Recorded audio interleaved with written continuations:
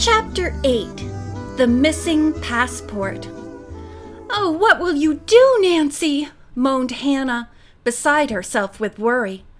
"If you don't find your passport, you'll not be able to sail."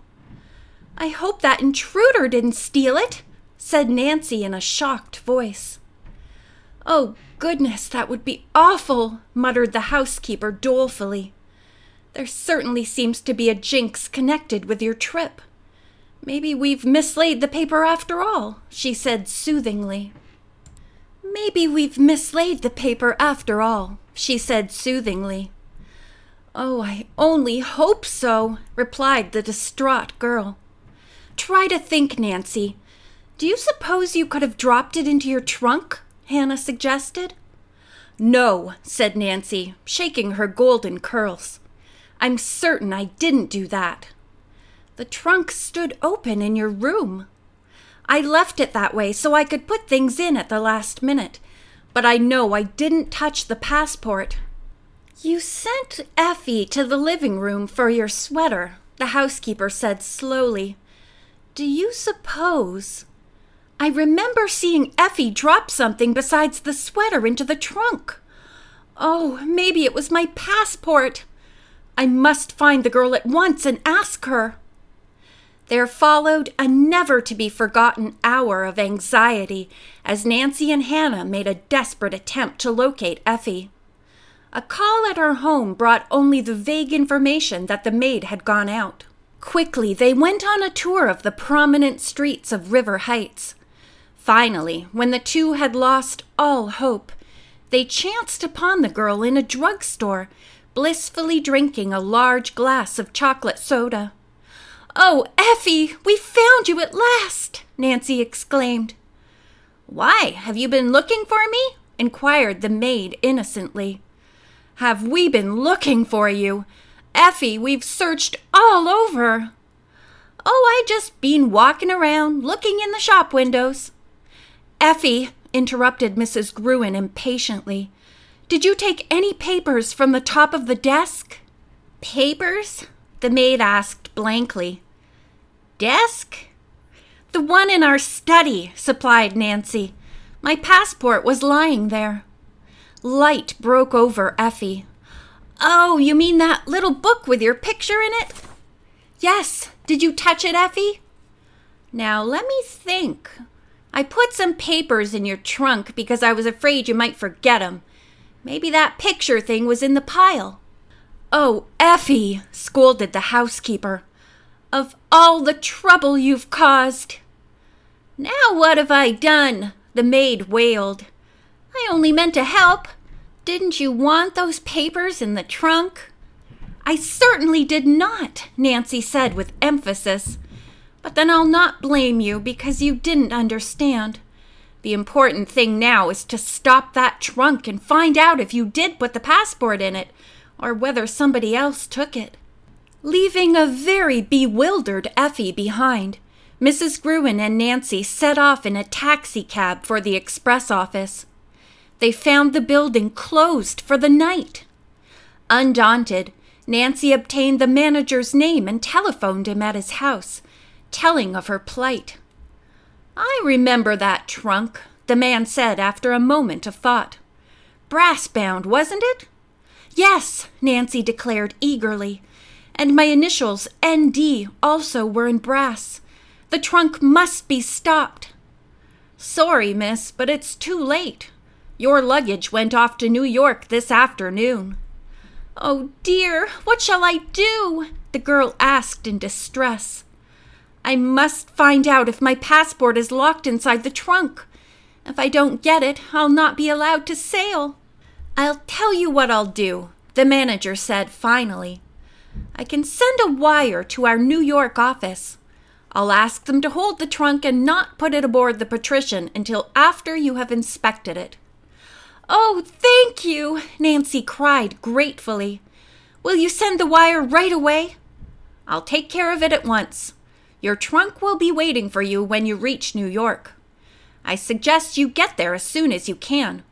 It may take a little time to straighten out matters." En route home, Nancy and Hannah discussed the situation. Both were agreed that, considering the emergency, it would be wise for the girl to leave for New York on the midnight train. Bess and George may not wish to change their plans, Nancy said anxiously. If they feel that they can't start tonight, then I'll have to go alone. However, both girls were willing to hasten their leave-taking by a day. Yet Bess pointed out one objection to the plan which had not occurred to Nancy. What shall we do about the farewell party that Mabel Arnold is holding in our honor? We'll have to ask her to speed it up, Nancy said regretfully. We could dance until nearly midnight and then go directly to the train. In the end, it was so arranged. During the early hours of the night, the young people danced and made merry, but promptly at the stroke of 11:30, they piled into cars and drove to the railroad station. A large group, including Hannah Gruen and Effie, had gathered to see the girls on their way.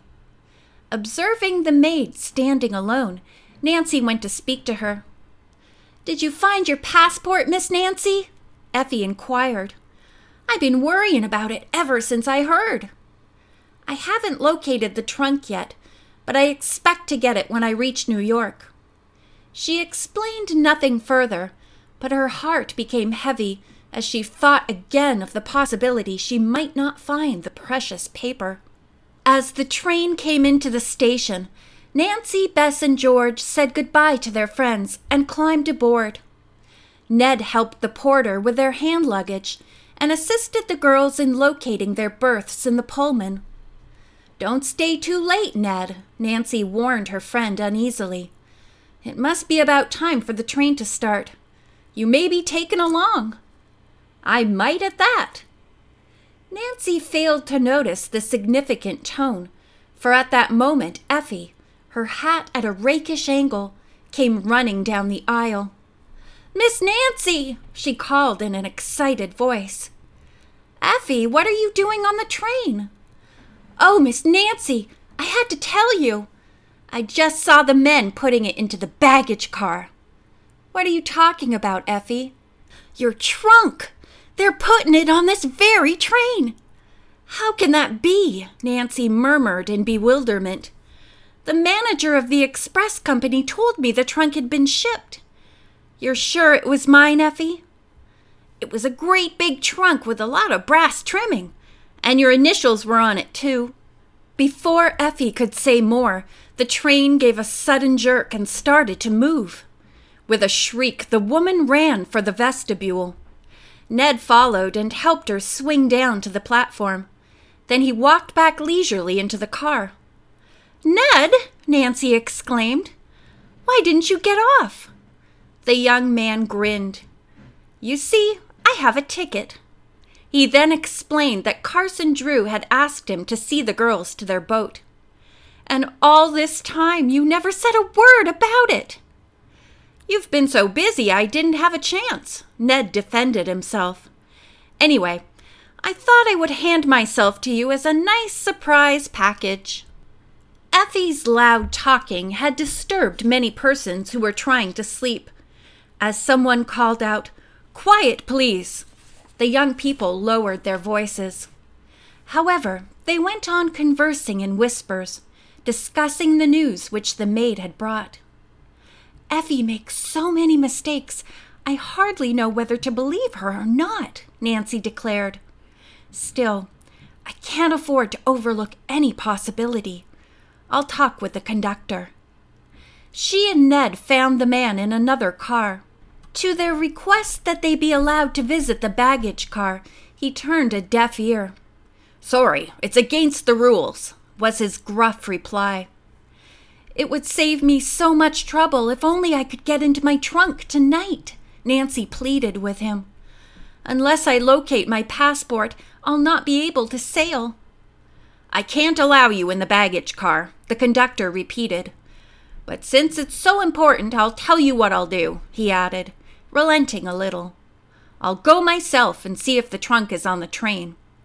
"Oh, thank you," Nancy said gratefully, handing him the key. "If you find the trunk, please open it for me. The passport should be in the top tray." "Describe the trunk."